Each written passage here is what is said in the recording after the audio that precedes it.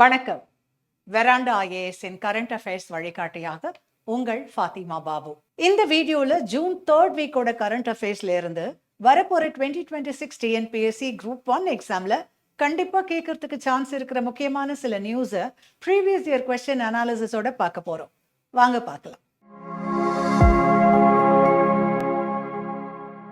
மாணவர்களே, இன்று நாம் பார்க்க போகும் ஆர்டிகிள் 21 வாழ்வுரிமை மற்றும் தனிநபர் சுதந்திர உரிமை, right to life and personal liberty என்பது டிஎன்பிஎஸ்சி குரூப் 1 தேர்வில் மிக மிக முக்கியமான நடப்பு நிகழ்வு சார்ந்த தலைப்பாகும். இது வெறும் ஒரு அரசியல் அமைப்பு ஆர்டிகிள் மட்டுமல்ல. நீதித்துறை சுதந்திரம், மனித உரிமைகள், பெண்கள் உரிமை, குழந்தைகள் உரிமை, சுற்றுச்சூழல் பாதுகாப்பு, மருத்துவ உரிமை, தனி உரிமை, கைதிகள் உரிமை, மரண தண்டனை, மரணத்தில் கண்ணியம், இணைய அணுகல், வாழ்வாதார உரிமை, கல்வி, சுத்தமான காற்று, குடிநீர், மனநலம், தொழிலாளர் நலம், பாலின சமத்துவம் போன்ற பல பகுதிகளை இணைக்கும் மிகப்பெரிய அரசியல் அமைப்பு கருத்தாகும். சமீபத்திய உச்சநீதிமன்ற தீர்ப்புகளிலும் ஆர்டிகிள் 21 கீழ் மனித கண்ணியத்துடன் வாழ்வதற்கான உரிமை தொடர்ந்து வலியுறுத்தப்பட்டுள்ளது. குறிப்பாக மகப்பேறு விடுப்பு, தத்தெடுத்த தாயின் உரிமை, குழந்தை நலம், வாழ்க்கையின் இறுதிக்கட்ட கண்ணியம், உயிர்காக்கும் மருத்துவ உதவியை நிறுத்துதல் போன்ற பல விவகாரங்களில் ஆர்டிகிள் 21 முக்கிய அடிப்படையாக பயன்படுத்தப்படுகிறது. எனவே இது polity, social justice, governance, health, environment, ethics மற்றும் கரண்ட் அஃபேர்ஸ் ஆகிய அனைத்தையும் இணைக்கும் ஒரு முழுமையான நடப்பு நிகழ்வு தலைப்பு என்று மாணவர்கள் புரிந்து கொள்ள வேண்டும். முதலில் ஆர்டிகிள் 21 சரியான பொருளை புரிந்து கொள்ள வேண்டும். இந்திய அரசியல் அமைப்பின் பார்ட் 3 உள்ள அடிப்படை உரிமைகளில் ஆர்டிகிள் 21 கூறுவது, no person shall be deprived of his life or personal liberty except according to procedure established by law. தமிழ்ல சொல்றதுன்னா, சட்டத்தால நிறுவப்பட்ட நடைமுறையின்படி அல்லாமல் எந்த நபரிடமிருந்தும் அவரது உயிரையோ தனிநபர் சுதந்திரத்தையோ பறிக்க கூடாது என்பதாகும். இதில் நோ பர்சன் என்று கூறப்பட்டிருப்பது மிக முக்கியம். ஆர்டிகிள் 19 போன்ற சில உரிமைகள் இந்திய குடிமக்களுக்கு மட்டும் வழங்கப்பட்டுள்ளன. ஆனால் ஆர்டிகிள் 21 இந்திய குடிமகன் மட்டுமல்லாமல் இந்தியாவில் இருக்கும் வெளிநாட்டவர், அகதி, கைதி, குழந்தை, பெண், முதியவர், மனநலம் பாதிக்கப்பட்டவர், ஏழை, ஆதரவற்றவர் என ஒவ்வொரு மனிதருக்கும் பொருந்தும். ஒரு நபர் இந்திய குடிமகனாக இல்லாவிட்டாலும் சட்டத்திற்கு உட்பட்ட மனித கண்ணியம் அவருக்கு இருக்க வேண்டும் என்பதே ஆர்டிகிள் 21 மனிதநேய அடிப்படையாகும். ஆர்டிகிள் 21 2 முக்கிய சொற்கள் உள்ளன. ஒன்று லைஃப், அதாவது உயிர் அல்லது வாழ்க்கை. மற்றொன்று பர்சனல் லிபர்ட்டி, அதாவது தனிநபர் சுதந்திரம். ஆரம்ப காலத்தில் உச்சநீதிமன்றம் ஆர்டிகிள் 21 மிகவும் குறுகிய வகையில் விளக்கியது. அதாவது அரசாங்கம் சட்டம் ஒன்றை இயற்றி அந்த சட்டத்தில் கூறப்பட்ட நடைமுறையை பின்பற்றினால் ஒருவரின் சுதந்திரத்தை கட்டுப்படுத்தலாம் என்ற அணுகுமுறை இருந்தது. ஆனால் காலப்போக்கில் இந்திய நீதித்துறை இந்த ஆர்டிகிளுக்கு மிகப்பெரிய மனித உரிமை பரிமாணத்தை வழங்கியது. வாழ்வுரிமை என்பது வெறும் மூச்சு விடும் உரிமை அல்ல. மனித கண்ணியம், பாதுகாப்பு, உடல் நலம், மன அமைதி, சமூக மரியாதை, சுதந்திரமான தேர்வு, பாதுகாப்பான சூழல் ஆகியவற்றுடன் வாழும் உரிமை என்று நீதிமன்றங்கள் விளக்கத் தொடங்கின. இதனால் ஆர்டிகிள் 21 இந்திய அரசியல் அமைப்பின் மிகவும் விரிவாக வளர்ந்த அடிப்படை உரிமையாக மாறியது. இந்த வளர்ச்சியில் மிக முக்கியமான வழக்கு AK Gopalan versus State of Madras 1950 ஆகும். இந்த வழக்கில் உச்சநீதிமன்றம் ஆர்டிகிள் 21 குறுகிய பொருளில் விளக்கியது. ப்ரொசீஜர் எஸ்டாப்ளிஷ்ட் பை லா என்றால் நாடாளுமன்றம் அல்லது சட்டமன்றம் இயற்றிய சட்டத்தில் கூறப்பட்ட நடைமுறையை பின்பற்றினால் போதும் என்ற நிலைப்பாடு இருந்தது. அமெரிக்க அரசியல் அமைப்பில் உள்ள டியூ ப்ராசஸ் ஆஃப் லா என்ற கருத்தை இந்திய அரசியல் அமைப்பு ஏற்கவில்லை என்று நீதிமன்றம் கூறியது. ஆனால் பின்னர் இந்த அணுகுமுறை மாற்றப்பட்டது. இதனால் மாணவர்கள் ப்ரொசீஜர் எஸ்டாப்ளிஷ்ட் பை லா மற்றும் டியூ ப்ராசஸ் ஆஃப் லா ஆகிய இரண்டுக்கும் இடையேயான வேறுபாட்டை நன்றாக புரிந்து கொள்ள வேண்டும். ப்ரொசீஜர் எஸ்டாப்ளிஷ்ட் பை லா என்பது சட்டத்தில் நடைமுறை இருந்தால் போதும் என்ற அணுகுமுறை. டியூ ப்ராசஸ் ஆஃப் லா என்பது அந்த சட்டமும் நியாயமானதாகவும் சமமானதாகவும் பகுத்தறிவானதாகவும் தன்னிச்சையற்றதாக இல்லாததாகவும் இருக்க வேண்டும் என்ற அணுகுமுறை. இந்த மாற்றத்தை உருவாக்கிய மிகப்பெரிய தீர்ப்பு Maneka Gandhi versus union of India 1978 ஆகும். இது ஆர்டிகிள் 21 மேக்னா கார்ட்டா என்று குறிப்பிடப்படும் அளவுக்கு முக்கியமான வழக்காகும். மனேகா காந்தியின் கடவுச்சீட்டை அரசு பறிமுதல் செய்த போது அவர் ஆர்டிகிள் 21 அடிப்படையில் உச்சநீதிமன்றத்தை அணுகினார். இந்த வழக்கில் உச்சநீதிமன்றம் கூறியது என்னவென்றால், ஒருவரின் தனிநபர் சுதந்திரத்தை பறிக்கும் சட்ட நடைமுறை வெறும் சட்டத்தில் எழுதப்பட்டிருப்பது மட்டும் போதாது, அது நியாயமானதாகவும் சமமானதாகவும் பகுத்தறிவானதாகவும் தன்னிச்சையற்றதாக இல்லாததாகவும் இருக்க வேண்டும் என்பதாகும். இதன் மூலம் இந்திய நீதித்துறை மறைமுகமாக டியூ ப்ராசஸ் கருத்தை ஆர்டிகிள் 21க்குள் கொண்டு வந்தது. மேலும் ஆர்டிகிள் 14 சமத்துவ உரிமை, ஆர்டிகிள் 19 சுதந்திர உரிமைகள், ஆர்டிகிள் 21 வாழ்வுரிமை ஆகிய மூன்றும் ஒன்றோடு ஒன்று இணைந்தவை என்று கூறப்பட்டது. இதையே golden triangle of fundamental rights என்று அழைக்கிறோம். மாணவர்களே, ஆர்டிகிள் 21 கீழ் உருவான முக்கிய உரிமைகளை பார்த்தால் அதன் பரப்பு எவ்வளவு பெரியது என்பதை புரிந்து கொள்ளலாம். முதலில் மனித கண்ணியத்துடன் வாழ்வதற்கான உரிமை உள்ளது. ஒரு மனிதன் உணவு இல்லாமல், வீடு இல்லாமல், பாதுகாப்பு இல்லாமல், அடிப்படை சுகாதாரம் இல்லாமல் அவமானப்படுத்தப்பட்ட நிலையில் வாழ வேண்டிய சூழல் ஏற்பட்டால் அது வெறும் பொருளாதார பிரச்சனை மட்டுமல்ல, ஆர்டிகிள் 21 கேள்வியாகவும் மாறுகிறது.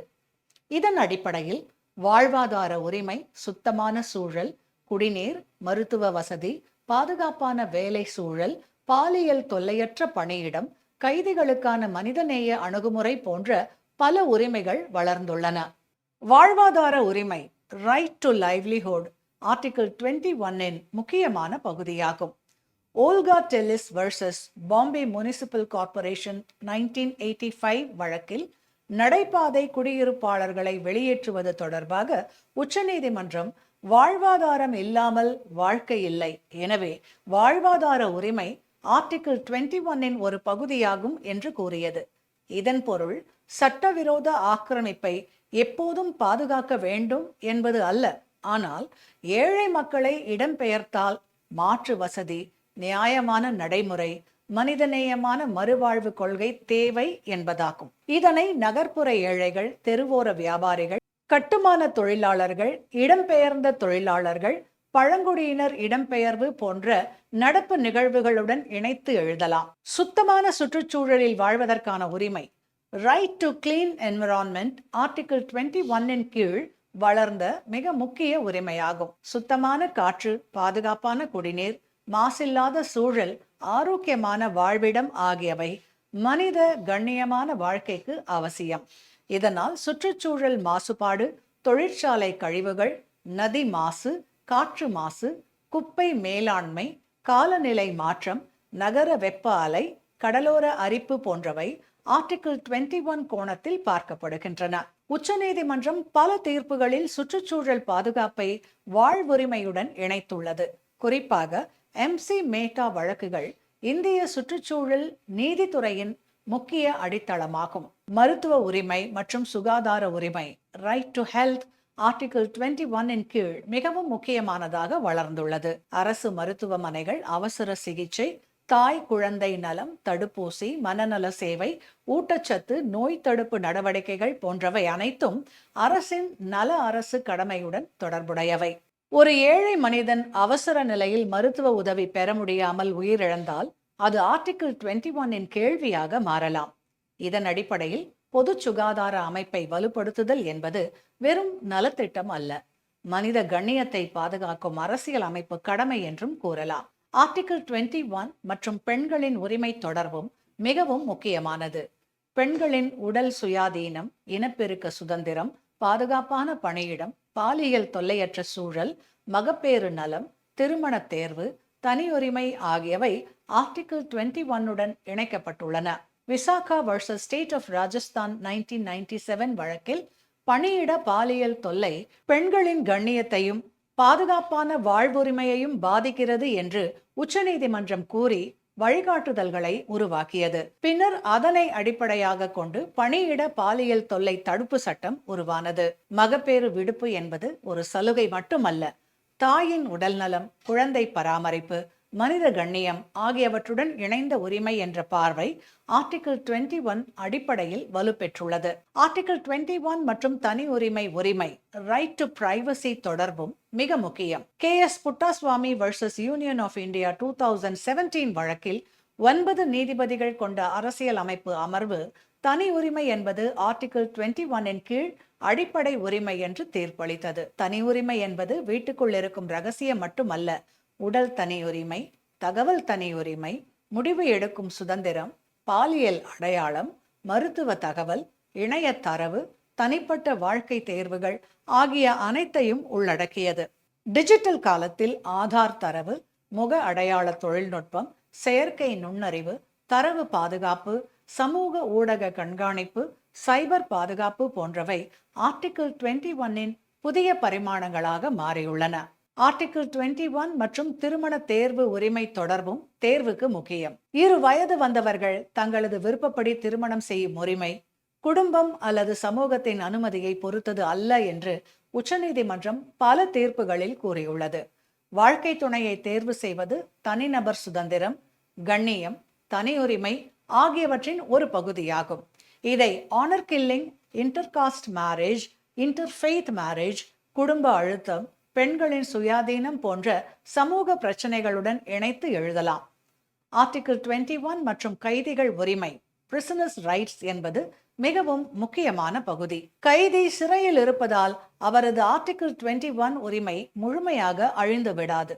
சட்டப்படி தண்டனை வழங்கப்பட்டாலும் மனித கண்ணியம், மருத்துவ உதவி, சட்ட உதவி, கொடுமையிலிருந்து பாதுகாப்பு, குடும்ப தொடர்பு, நியாயமான விசாரணை போன்ற உரிமைகள் அவருக்கு தொடர்கின்றன.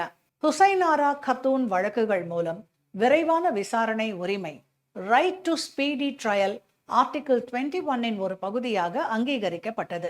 DK Basu vs State of West Bengal வழக்கில் கைது மற்றும் காவல் நடைமுறைகளில் மனித உரிமை பாதுகாப்புக்கான வழிகாட்டுதல்கள் வழங்கப்பட்டன. காவல் மரணம், போலீஸ் வன்முறை, நீண்ட கால விசாரணை கைதிகள், சிறை நெரிசல் போன்றவை ஆர்டிகிள் 21 அடிப்படையில் தொடர்ந்து விவாதிக்கப்படும் முக்கியமான பிரச்சனைகள் ஆகும். ஆர்டிகிள் 21 மற்றும் சட்ட உதவி உரிமை right to free legal eight தொடர்பும் முக்கியமானது. ஏழை ஒருவர் வழக்கறிஞர் செலவை ஏற்க முடியாததால் நியாயம் பெற முடியாமல் போகக்கூடாது. அதனால் இலவச சட்ட உதவி, விரைவான விசாரணை, நியாயமான நீதிமன்ற நடைமுறை ஆகியவை ஆர்டிகிள் 21 இணைக்கப்பட்டுள்ளன. இதனுடன் ஆர்டிகிள் 39A என்ற அரசின் கொள்கை வழிகாட்டும் நெறிமுறையையும் இணைக்க வேண்டும்.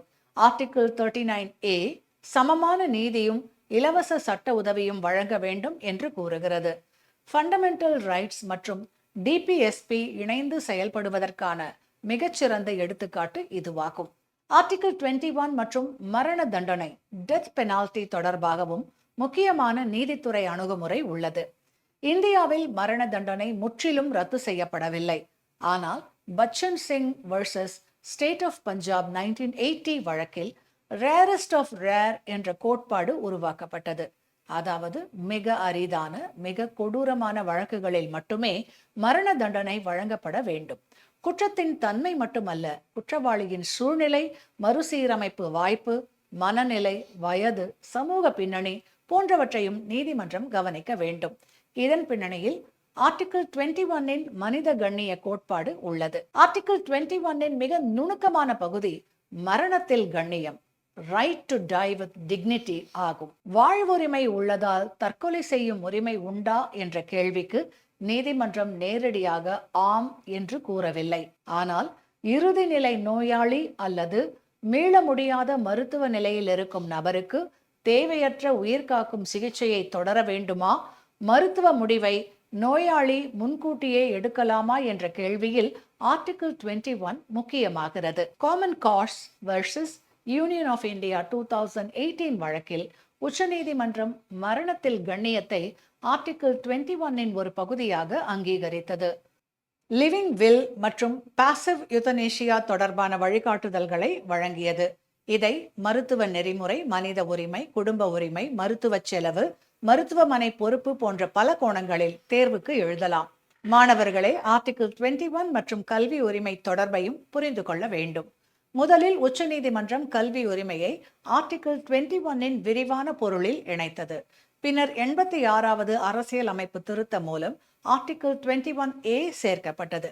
ஆர்டிகிள் 21A படி 6 முதல் 14 வயது வரை உள்ள குழந்தைகளுக்கு இலவச மற்றும் கட்டாய கல்வி வழங்குவது அரசின் கடமையாகும். இங்கு ஆர்டிகிள் 21 மற்றும் ஆர்டிகிள் 21A இடையே குழப்பம் வரக்கூடாது. ஆர்டிகிள் 21 என்பது அனைத்து நபர்களுக்கும் வாழ்வுரிமை மற்றும் தனிநபர் சுதந்திரம். ஆர்டிகிள் 21A என்பது 6 முதல் 14 வயது குழந்தைகளுக்கான இலவச மற்றும் கட்டாய கல்வி உரிமை. கல்வி, மனித கண்ணியம், வேலைவாய்ப்பு, சமூக முன்னேற்றம் ஆகியவற்றின் அடிப்படை என்பதால் ஆர்டிகிள் 21 தத்துவத்துடன் ஆர்டிகிள் 21A இணைந்து செயல்படுகிறது.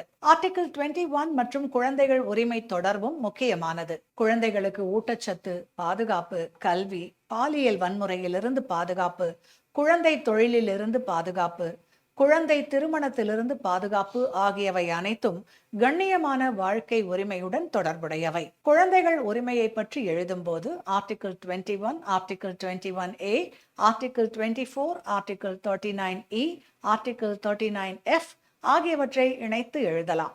ஆர்டிகிள் 24 குழந்தைகளை ஆபத்தான தொழில்களில் வேலை செய்ய வைப்பதை தடை செய்கிறது. ஆர்டிகிள் 39F குழந்தைகள் ஆரோக்கியமான வளர்ச்சிக்கான வாய்ப்பை பெற வேண்டும் என்று கூறுகிறது. ஆர்டிகிள் 21 மற்றும் இணைய அணுகல், இன்டர்நெட் ஆக்சஸ் என்பது புதிய காலத்தின் முக்கியமான பரிமாணம்.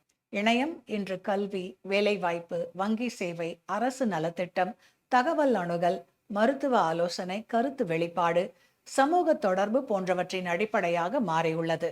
இணைய தடைகள், டிஜிட்டல் பிளவு, தரவு கண்காணிப்பு, இணைய பாதுகாப்பு ஆகியவை ஆர்டிகிள் 21 மற்றும் ஆர்டிகிள் 19 இரண்டுடனும் தொடர்புடையவை. மாணவர்கள் இணையத்தை ஆர்டிகிள் 21 கீழ் முழுமையான தனி உரிமை என்று எழுதாமல் தனி உரிமை, கண்ணியமான வாழ்க்கை, தகவல் அணுகல் மற்றும் ஆர்டிகிள் 19(1)A, ஆர்டிகிள் 19(1)G போன்ற உரிமைகளுடன் இணைந்த தளமாக எழுதுவது சரியான அணுகுமுறை. ஆர்டிகிள் 21 பரந்த விளக்கம் அரசின் மீது பல நேர்மறை கடமைகளையும் விதிக்கிறது. அரசு ஒருவரை சட்டவிரோதமாக கொல்லக்கூடாது என்பது மட்டும் போதாது. பாதுகாப்பான மருத்துவம், சட்ட உதவி, சுத்தமான சூழல், மனிதநேய சிறை நிர்வாகம், பெண்கள் பாதுகாப்பு, குழந்தைகள் நலம், முதியோர் நலம், மாற்றுத்திறனாளிகள் அணுகல் வசதி போன்றவற்றை உறுதி செய்ய வேண்டும். இதுவே நெகட்டிவ் ஆப்ளிகேஷன் மற்றும் பாசிட்டிவ் ஆப்ளிகேஷன் என்ற வேறுபாடு. நெகட்டிவ் ஆப்ளிகேஷன் என்பது அரசு உரிமையை மீறாமல் இருக்க வேண்டும். பாசிட்டிவ் ஆப்ளிகேஷன் என்பது அரசு உரிமையை உண்மையில் அனுபவிக்க தேவையான வசதிகளை உருவாக்க வேண்டும் என்பதாகும். ஆர்டிகிள் 21 இந்திய நல அரசின், வெல்ஃபேர் ஸ்டேட்டின் அரசியல் அமைப்பு அடித்தளமாக மாறுவதற்கான முக்கிய காரணம் இதுவே. ஆர்டிகிள் 21 முழுமையான உரிமை அல்ல என்பதையும் மாணவர்கள் நினைவில் கொள்ள வேண்டும். சட்டப்படி கைது செய்யலாம், குற்றவியல் விசாரணை நடத்தலாம், தண்டனை வழங்கலாம், தேசிய பாதுகாப்பு காரணமாக சில கட்டுப்பாடுகள் விதிக்கலாம். ஆனால் அவை அனைத்தும் சட்டப்படி நியாயமான நடைமுறையுடன் தன்னிச்சையற்ற முறையில் நீதித்துறை கண்காணிப்புக்கு உட்பட்டு இருக்க வேண்டும். சட்டம் உள்ளது என்று மட்டும் கூறி ஒருவரின் சுதந்திரத்தை பறிக்க முடியாது. அந்த சட்டமும் ஆர்டிகிள் 14, ஆர்டிகிள் 19, ஆர்டிகிள் 21 ஆகியவற்றின் அடிப்படை நியாயத்தன்மையை பூர்த்தி செய்ய வேண்டும். இதுவே மனேகா காந்தி தீர்ப்பின் மிக முக்கியமான கருத்தாகும். டிஎன்பிஎஸ்சி குரூப் 1 பிரிலிம்ஸ்க்கு மாணவர்கள் நினைவில் வைத்துக் கொள்ள வேண்டிய தகவல்கள்: ஆர்டிகிள் 21 என்பது வாழ்வுரிமை மற்றும் தனிநபர் சுதந்திர உரிமை. இது குடிமக்களுக்கு மட்டுமல்ல, அனைவருக்கும் பொருந்தும். ஆர்டிகிள் 21A என்பது 6 முதல் 14 வயது வரையுள்ள குழந்தைகளுக்கான இலவச மற்றும் கட்டாய கல்வி. ஆர்டிகிள் 32 அடிப்படை உரிமை மீறலுக்கு உச்சநீதிமன்றத்தை அணுகும் உரிமை. ஆர்டிகிள் 226 கீழ் உயர்நீதிமன்றமும் ரிட் வழங்க முடியும். ஆர்டிகிள் 14, ஆர்டிகிள் 19, ஆர்டிகிள் 21 ஆகியவை கோல்டன் ட்ரையாங்கிள். மனேகா காந்தி வழக்கு ஆர்டிகிள் 21 விரிவான விளக்கத்துடன் தொடர்புடையது. டிஎன்பிஎஸ்சி குரூப் 1 மெயின்ஸ்ல ஆர்டிகிள் 21 இந்திய அரசியல் அமைப்பின் மிக உயிர்ப்புள்ள உரிமையாக மாறியுள்ளது, விவாதிக்கவும் என்ற கேள்வி வந்தால் முதலில் ஆர்டிகிள் 21 உரையை எழுத வேண்டும். அடுத்ததாக A.K. கோபாலன் முதல் மனேகா காந்தி வரை அதன் வளர்ச்சியை எழுத வேண்டும். பின்னர் வாழ்வாதாரம், தனி உரிமை, சுகாதாரம், சுற்றுச்சூழல், பெண்கள் உரிமை, கைதிகள் உரிமை, சட்ட உதவி, மரணத்தில் கண்ணியம், கல்வி, குழந்தைகள் உரிமை ஆகிய பரிமாணங்களை எடுத்துக்காட்டுகளுடன் எழுத வேண்டும். அதன் பிறகு தற்போதைய சவால்கள், காவல் மரணம், மருத்துவ சமத்துவமின்மை, டிஜிட்டல் கண்காணிப்பு, காற்று மாசு, பெண்கள் பாதுகாப்பு, சிறை நெரிசல், மனநல சேவை குறைவு, முதியோர் நலம் போன்றவற்றை எழுத வேண்டும். முடிவில் ஆர்டிகிள் 21 என்பது நீதிமன்றம் உருவாக்கிய உரிமை பட்டியல் மட்டுமல்ல, மனித கண்ணியம் மையமாக கொண்ட இந்திய ஜனநாயகத்தின் உயிர் நாடி என்று எழுத வேண்டும். முடிவாக ஆர்டிகிள் 21ஐ ஒரு வரியில் கூற வேண்டும் என்றால், ஒரு மனிதன் உயிருடன் இருப்பதற்கான உரிமை மட்டுமல்ல, கண்ணியத்துடன், பாதுகாப்புடன், சுதந்திரத்துடன், ஆரோக்கியத்துடன், தனி உரிமையுடன், நியாயமான சட்ட நடைமுறையுடன் வாழ்வதற்கான உரிமை என்பதே அதன் உண்மையான பொருள். சமகால நீதித்துறை வளர்ச்சிகளில் மகப்பேறு உரிமை, தத்தெடுத்த தாய் குழந்தை கண்ணியம், இறுதிக்கட்ட மருத்துவ முடிவு, மனித கண்ணியத்துடன் மரணம் போன்ற தீர்ப்புகள் ஆர்டிகிள் 21 இன்னும் தொடர்ந்து விரிவடைந்து கொண்டிருப்பதை காட்டுகின்றன. எனவே மாணவர்கள் இந்த தலைப்பை வெறும் அரசியல் அமைப்பு ஆர்டிகிள் என்று மனப்பாடம் செய்யாமல், மனித உரிமை, சமூக நீதி, நல அரசு, நீதித்துறை செயல்பாடு மற்றும் சமகால இந்தியாவின் வாழ்க்கை தரம் ஆகிய அனைத்துடனும் இணைத்து படிக்க வேண்டும். இந்த டாபிக்கோட ப்ரீவியஸ் இயர் கொஸ்டின் அனாலிசிஸ் பார்த்தோம்னா, ஆல்மோஸ்ட் நான் இங்க சொன்ன கான்டென்ட், கேசஸ் எல்லாமே ப்ரிலிம்ஸ்ல கேட்டிருக்காங்க. இந்த கொஸ்டினை பாருங்க.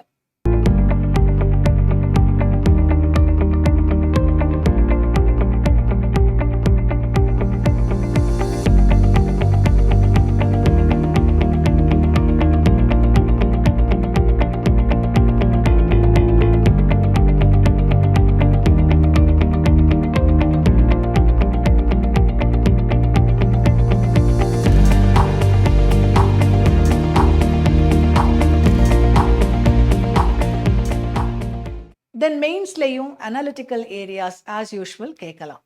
ஸோ வெரி இம்பார்ட்டன்ட் டாபிக், நல்லா படிங்க. இந்த வீடியோ உங்களுக்கு பிடிச்சிருக்கும்னு நம்புகிறோம். உங்களுடைய லைக்ஸ் அண்ட் கமெண்ட்ஸை எதிர்பார்க்குறோம். உங்களை மாதிரி ஆஸ்பிரன்ஸ் கூட இந்த வீடியோவை ஷேர் பண்ண மறக்காதீங்க. இந்த மாதிரி வீடியோஸை தொடர்ந்து பார்க்கறதுக்கு வெராண்டா IAS சேனலை சப்ஸ்கிரைப் பண்ணிக்கோங்க.